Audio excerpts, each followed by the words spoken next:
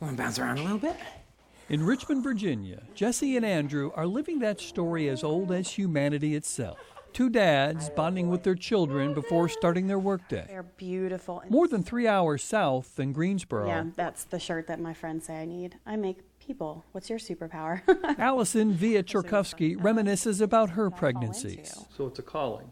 Absolutely, it's a calling. Where these stories come together seems like divine providence, a concept Andrew and Jesse know a little something about as rabbis. So I always assumed I would have a family. I don't think we ever had an explicit conversation about it early on, but it was just something that we both knew. They were married in October of 2010, before the same-sex marriage movement began to coalesce, and began looking to have children a few years later. So we were looking for a carrier, a gestational carrier, who would be able to be part of this process with us, not just a womb for rent. This is my family years ago. In Greensboro, Allison's life with her husband and 4 kids looked like something straight out of a storybook.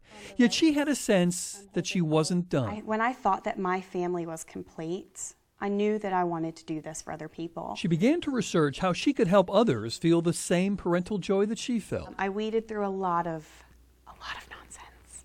You know, I give you $500, you give me baby? No. No. On websites that connect surrogates with potential parents, Allison found women with long lists of what they would not do. Some women would only carry for Catholic families or Christian families. There was just so many no's. Allison felt that men like Andrew and Jesse were not getting a fair shot. Yeah, but that's Jesse and Andrew. And as they got to know each other, they discovered those divine connections. So Allison has had 4 of her own children and had carried once before. And of those 5 kids, my cousin delivered 2 of them. Then it was time for their connection. Last September, Allison delivered those twin boys to Jesse and Andrew. That moment when she hands over the life she has carried is why she does this. And when that baby comes out, I'm looking at those dads' faces. And I know that I was partly responsible for that feeling and that look of love and joy, that here you go moment. That is what I look forward to from day one of this process. A process she is starting for the 3rd time. This week, Allison had 2 more embryos implanted for another couple, Mark and Dana. For the 2 of us, we found love with each other. Now we just want to share that love with a child. And add to the pictures in their family's collection.